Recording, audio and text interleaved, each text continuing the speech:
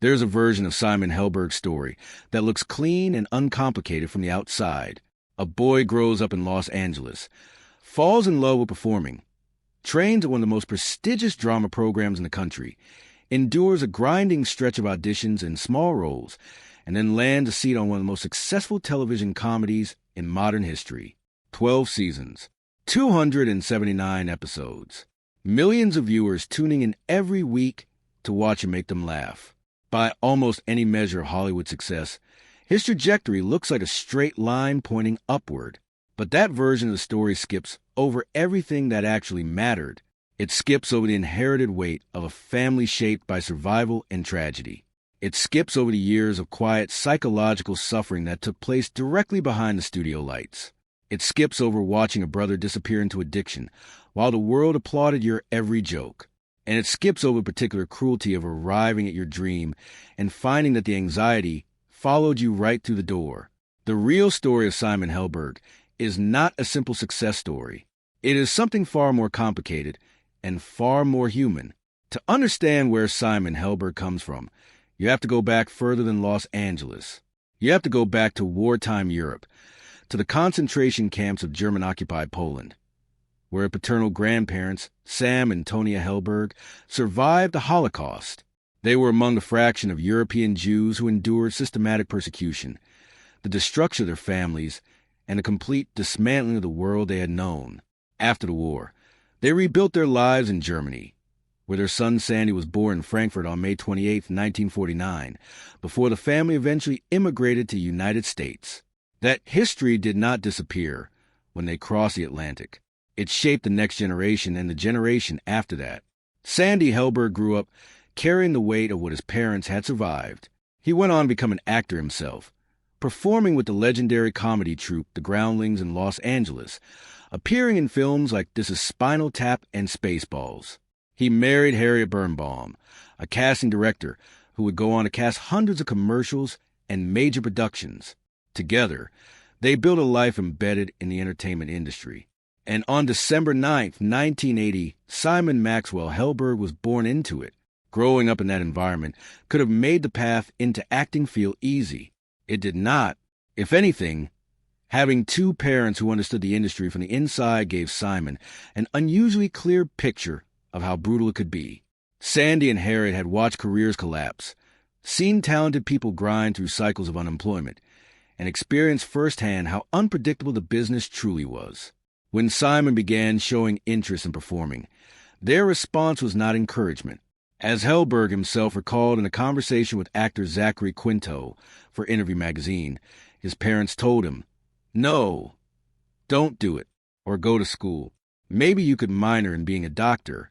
They were not being cold. They were being honest, in the way that only people who have lived something can be honest about it. They knew what they were warning him about. Simon attended the Crossroads School in Santa Monica, a K through 12 institution, whose alumni would eventually include names like Jack Black, Maya Rudolph, Zooey Deschanel, Jonah Hill, and Kate Hudson. As a young child, his primary passion was actually karate, not performance. He earned his black belt by the age of 9, a discipline that required the kind of quiet, repetitive commitment that would later define how he approached music and acting.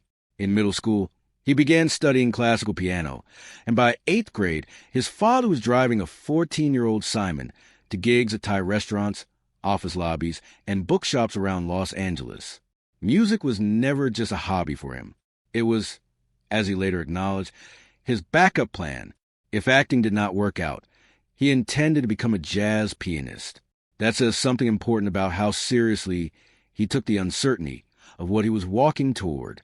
After high school, he moved across the country to New York City to study at New York University's Tisch School of the Arts, where he trained with the Atlantic Theater Company, a program built around disciplined, practical actor training rather than abstraction. He graduated with a Bachelor of Fine Arts and returned to Los Angeles to begin his professional career. What followed was not a swift ascent.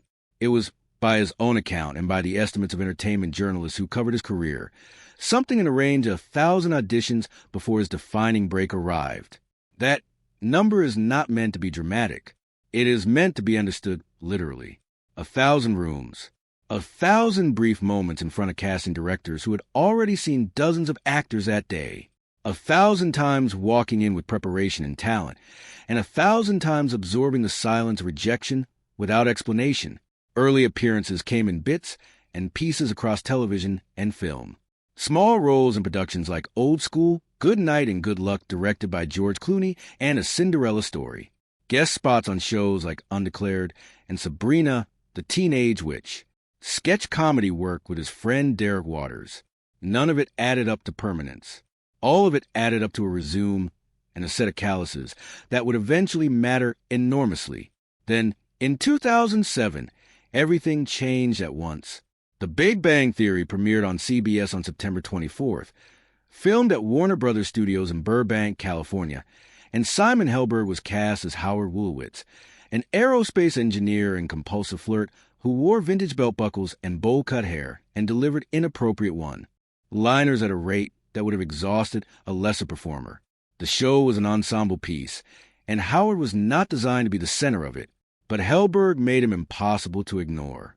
As the seasons progressed and the viewership grew to over 15 million per episode at its peak, Howard Wolowitz evolved from comic relief into one of the most surprisingly layered characters on the show, a man shaped by parental abandonment and enmeshed dependency, who covered every wound with a joke. It was a performance that required tremendous precision. And in the same year the show premiered, Helberg married actress Jocelyn Towne, the niece of legendary screenwriter Robert Towne, in a ceremony on July 7, 2007. On paper, 2007 was a year everything came together. In reality, it was a year the darkness began in full force. Simon Helberg has spoken publicly and with remarkable candor about what was actually happening inside him during those early seasons of The Big Bang Theory. In a 2022 appearance on Jesse Tyler Ferguson's podcast Dinners on Me, he described being pretty paralyzed with fear and anxiety for, the first 8 or 9 years of the show's run. That is not a minor admission. That covers a majority of the show's entire existence. He described the pressure and the expectation that came with starring in something so large, and how instead of gratitude or joy, what he felt was constant terror. Like all of my dreams should be coming true, and it just felt so scary to me all the time, he said. I just felt so scared. I just always felt like I was going to kind of fall apart. He went on to reveal that he sought help from multiple therapists and was placed on medications for his anxiety, medications that, rather than resolving the problem, left him foggy, unfocused, and disconnected from himself. I just was very worried and confused and nodding off and just not myself, he explained. And then came the detail that perhaps captures the situation most vividly. He remembered being curled up in a fetal position in his dressing room multiple times, on the set of one of the most watched sitcoms in the world, while studio audiences laughed just beyond the wall. On Mayim Bialik's podcast Bialik Breakdown in 2022, Helberg went further and spoke specifically about his OCD, describing how the condition stemmed from his attempts to avoid failure, from a deep and relentless internal pressure to get everything exactly right. Obsessive-compulsive disorder is not about organization or cleanliness, as popular culture tends to misrepresent it. It is about intrusive thoughts that refuse to quiet down, and compulsive behaviors that temporarily relieve the distress those thoughts create. For Helberg, it manifested as constant self-monitoring, perfectionism that never switched off, and a reviewing of his own performances that did not end when the camera stopped rolling. Bialik noted that she had witnessed a visible shift in him over the years on set, a change that only became comprehensible once he explained the work he had done on himself. What made the situation particularly cruel was the guilt that accompanied it. As he described it, there was that awful, ugly part of it that involved asking himself, why am I not enjoying this? And how am I so ungrateful?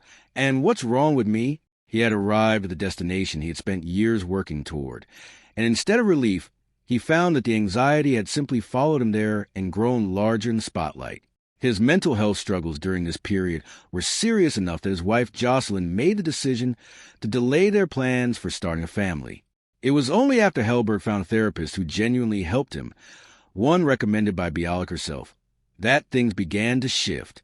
He has credited getting regular with therapy, meditation, and exercise as a combination that finally gave him tools to manage what he was experiencing. While Simon was fighting these private battles on a very public stage, something far more visible and far more heartbreaking was unfolding in his family. His younger brother, Mason Helberg, had grown up surrounded by the same creative energy. When Simon was 12 years old, he gifted Mason a guitar. Mason later described that moment as the spark that ignited his love for music. He went on to attend the Musicians Institute in Hollywood, where he studied post-production audio engineering, and he began writing lyrics and recording in whatever spaces he could find. But alongside that creative life, something darker was taking hold. Mason began smoking marijuana at 12 years old.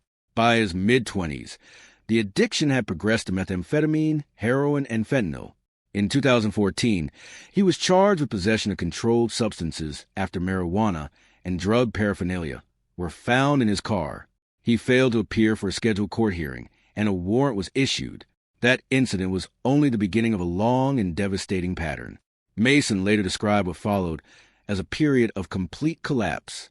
He experienced homelessness in California's San Fernando Valley, living on the streets of Los Angeles for 4 years. His life, as he would later describe it, became a revolving door of rehab centers, jail cells, and nights with nowhere to go. "I was broken," he said publicly. "For years I was lost, living in pain and addiction." In 2020, after yet another arrest, a judge gave Mason a choice between prison and rehabilitation. He chose rehabilitation and entered the Victory Outreach Men's Home, a faith-based residential recovery program in California. It was there, surrounded by a structured community and a sense of accountability, that Mason's life began to change. He found sobriety and eventually channeled his love of music into Christian hip-hop, recording under the name Mason's 3x5, a name drawn from the biblical verse Proverbs 3 verse 5. By 2024, he was publicly celebrating multiple years of sobriety and speaking openly about his journey to inspire others who were still in the depths of the struggle he had survived. For Simon, watching this unfold was not something that could simply be compartmentalized between takes.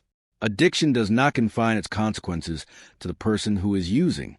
It radiates outward through every relationship in that person's life. For a sibling specifically, the experience carries a specific kind of helplessness that is different from any other position.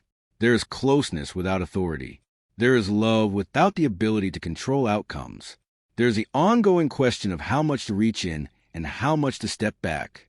And there is the dissonance of existing simultaneously in a world of professional celebration, while someone you grew up with is sleeping on a street in the San Fernando Valley. Simon's public life during those years was defined by laughter and recognition. His private life included watching a brother move through cycles of crisis, legal consequence, and repeated attempts at recovery. That duality does not resolve neatly. It simply coexists. Then there is the question of what happened after the show ended. When The Big Bang Theory broadcast its final episode on May 16, 2019, after 12 seasons and 279 episodes on CBS, Howard Wolowitz became a fixed image in the cultural memory. And Simon Helberg found himself on the other side of what actors who have spent a decade in a beloved role often describe as a peculiar kind of professional limbo. Typecasting is not a dramatic event. It does not announce itself. It is a quiet gravitational pull, the tendency of an industry and an audience to continue seeing a performer through the lens of the character they know best. Howard's personality traits, his specific energy, his comedic style, have been delivered to tens of millions of people for over a decade. Breaking that association requires either extraordinary patience, extraordinary choices, or both. Helberg had actually been working toward that break while the show was still running. In 2016, he played real-life pianist Cosme McMoon in Florence Foster Jenkins, a biographical film starring Meryl Streep, and Hugh Grant directed by Stephen Frears. The role required him to perform live classical piano on screen, deliver a nuanced and emotionally layered performance that bore no resemblance to Howard Wolowitz, and hold his own alongside two of the most respected performers in modern cinema. He earned a Golden Globe nomination for Best Supporting Actor in a Motion Picture for the effort. It was a genuine signal that the range was there, that the years of training and the decade of practice on a live audience sitcom had built something real and transferable. He later appeared in Léo's Carax's avant-garde rock operette, a French production that premiered at the Cannes Film Festival in 2021 and that required him to become a French citizen through his wife's French lineage in order to take the role. He has continued working in television, with appearances in Poker Face and Night Court, and has taken on voice acting roles in animated productions. But the process of stepping out from under the shadow of Howard Wolowitz remains ongoing, and Helberg has been honest about the fact that the industry's memory is long and its imagination for reinvention is sometimes limited. What makes Simon Helberg's story worth telling in full is precisely what gets lost when it is summarized. From a distance, the arc looks triumphant. Born into a family of Holocaust survivor descendants who rebuilt their lives from nothing, he worked through enormous rejection, arrived at enormous success, and has continued creating work that demonstrates range and depth. That arc is real, but it exists alongside everything else. It exists alongside the grandparents who met in a concentration camp and carried that experience into every future generation of the family. It exists alongside the anxiety that had him curled up in a dressing room while audiences laughed at his performance. It exists alongside the OCD that turned success into a source of pressure rather than relief, and that followed him through therapy and medication, and years of genuine effort before it began to ease. It exists alongside watching a younger brother, the same boy he once gave a guitar to, spend years lost on the streets of Los Angeles before finding a way back. None of these things cancel each other out.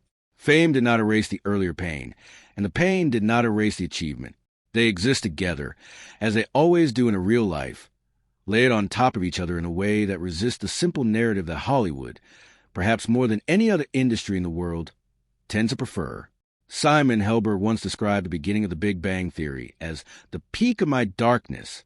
That phrase lands differently when you hold it against the image of a man delivering comedic one-liners in front of a live studio audience week after week to millions of viewers who had no idea what was happening in his dressing room between scenes.